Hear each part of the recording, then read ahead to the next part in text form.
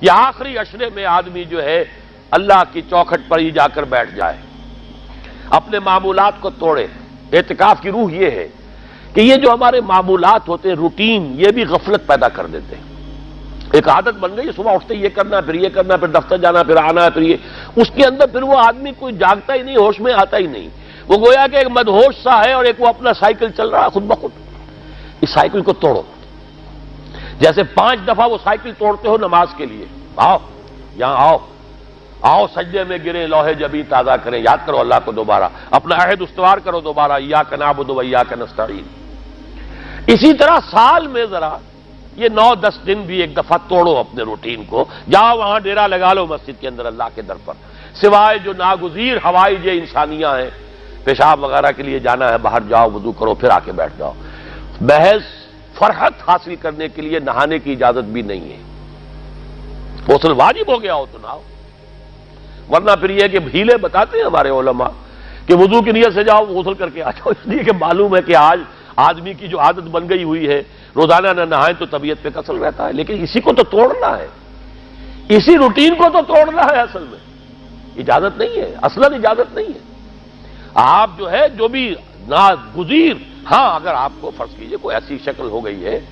رات کو آخر سوئے تو ہے، سونے میں بدخوابی ہو گئی ہے، نہانا ہے تو جاؤ نہاؤ، ٹھیک ہے، غسل واجب ہے، نہاؤ۔ اور یہ کہ پیشاب کی بہانے کی حاجت ہے، جاؤ پوری کرو، وضو کرو، واپس آ کے بیٹھو۔ چاہے یہاں سو، یہاں ذکر کرو، یاد کرو، جو کرو کرو یہاں پہ، لیکن اور اس میں بھی خاموشی ہے۔ وہاں پہ ہمارے ہاں آج کل اس کے اندر بھی بڑے لمبے لمبے چوڑے پروگرام شروع کر دیتے ہیں، لوگ بیٹھے ہیں گپ بازی کر رہے ہیں۔ میں نے خود میدان عرفات میں لوگوں کو تاش کھیلتے دیکھا ہے، تاش عرفات میں۔ میں نے سنا یہاں پر اعتکاف میں تاش کھیلے جاتے۔ آپ بالکل نوجوان چھوکرے، فضیلت سنی اعتکاف کی، ویسے بھی گھر سے بھاگنے کو وہ جی چاہتا ہی ہے، کچھ دنوں کے لیے نکلے اس گھر سے، مسجد میں آ کے بیٹھ گئے، وہاں پہ گپے بھی ہو رہی ہے، لطیفہ بازی بھی ہو رہی ہے، تاش بھی کھیلے جاتے، یہ اعتکاف ہو رہا ہے۔ یہ اتنی ہلکی شے نہیں ہے اعتکاف، یہ تو اس عبادت کا، رمضان میں جو روح بیدار ہوتی ہے یہ اس کا کلائمیکس ہے، بہت بڑی عبادت ہے، لیکن اس میں لو اللہ کے ساتھ لگی رہے، لوگوں سے نہیں، تنہائی، غور و فکر، یا قرآن پڑھو، ذکر کرو، نوافل پڑھو، یا سوچو بچ، جیسے حدیث میں آتا ہے وَأَن يَكُونَ نُطْقِي ذِكْرًا وَنَظَرِي عِبْرَةً وَسَمْتِي فِكْرًا،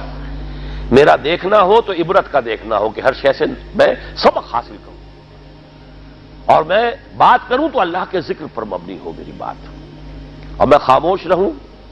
وَسَمْتِي فِكْرًا، غور و فکر، تفکر و اعتبار، جو حضور جا کر غار حرا میں کیا کرتے تھے وہ اعتکاف تھا حضور کا، مکی دور کا اعتکاف، تنہا بیٹھنا۔ اور یہ روایت مجھے بعد میں معلوم ہوا کہ یہ بنو ہاشم میں یہ روایت تھی، حضور کے دادا بھی جا کر وہاں پر غار حرا میں بیٹھا کرتے تھے، یہ ان کی ایک خاندانی روایت چلی آ رہی تھی، یہ جگہ تھی، اور وہ جگہ ایسی ہے عجیب سی، اب تو خیر بڑی بڑی عمارتیں حائل ہو گئی ہیں، ورنہ میں نے جب پہلا حج کیا تھا سن 62 میں، تو میں نے اس وقت جا کر دیکھا تھا، واقعتاً سیدھا کعبہ نظر آتا ہے وہاں سے، اور کچھ درمیان میں نہیں، جیسے اس کو سلٹ لیمپ کہتے ہیں، وہ غار ہے ہی ایسی کہ سامنے ایک دراڑ سی بس کھلی ہوئی ہے، یہ اس کے اندر سے وہاں بیٹھ جائیے، سیدھی نگاہ خانہ کعبہ پڑ جاتی تھی، تو کعبے کا مراقبہ بھی کیا جا سکتا تھا وہاں بیٹھ کر، دیکھنا، کعبے کو دیکھنا عبادت ہے، اور پھر اس یکسوئی کے ساتھ کوئی نہیں، کعبے میں ہے تو نہ معلوم کیا کچھ اور ہو رہا ہے، لیکن یہ کہ وہاں تو آپ بیٹھے ہوئے، تو وہ اعتکاف، یہی اعتکاف حضرت موسیٰ نے کیا تھا 40 دن کا، تب تورات ملی تھی، یہی 40 دن کا روزہ کیا رکھا تھا، یہ اگرچہ قرآن میں مذکور نہیں ہے، حضرت موسیٰ کا تو قرآن میں مذکور ہے، حضرت عیسیٰ کا انجیل میں مذکور ہے، 40 روز کا روزہ اور اعتکاف پہاڑوں میں کیا جا کر، تب انجیل ملی، یہی اعتکاف تھا جو حضور کر رہے تھے غار حرا میں، تب قرآن، اقرأ بسم ربک الذی خلق، خلق الانسان من علق، یہ تو اس کا ایک عکس، اس کی ایک جھلک ہونی چاہیے۔ میں نے روح اعتکاف پر بھی ایک زمانے میں ایک تقریر کی تھی، میں نے دیکھا چھپی ہوئی تھی، اب پتہ نہیں کہیں اویلیبل ہے یا نہیں، ایک علیحدہ کتابچے کی شکل میں بھی تھی، ویسے عظمت سیام و قیام رمضان مبارک پر بھی میرا کتابچہ ہے، عظمت صوم، جس میں کہ پھر میں نے یہ انسان کے 2 وجود، اس کے بارے میں بھی خاصی وضاحت کے ساتھ گفتگو کی ہے، وہ بھی میرا کتاب چاہے شاید باہر اس پہ ہوں گے۔ تو فرمایا جب تم اعتکاف میں ہو تو ان کے ساتھ مباشرت نہیں کر سکتے۔ تلک حدود اللہ ہے، یہ اللہ کی حدود ہیں، فلا تقربوها، ان کے قریب مت جانا۔ قرآن مجید میں حدود اللہ کے لیے یا تو آتا ہے فلا تعتدوها، یہ اعتداء کہتے ہیں کسی حد کو کراس کر جانا، تجاوز کرنا، اور جہاں زیادہ احتیاط کی بات ہے وہاں فلا تقربوها، آخری حد کے قریب تک نہ چلے جانا، مبادا کہیں غلطی سے قدم جو ہے ادھر پڑ جائے۔ جیسے حضور نے حدیث کے اندر بیان فرمایا الا لکل ملک حمن،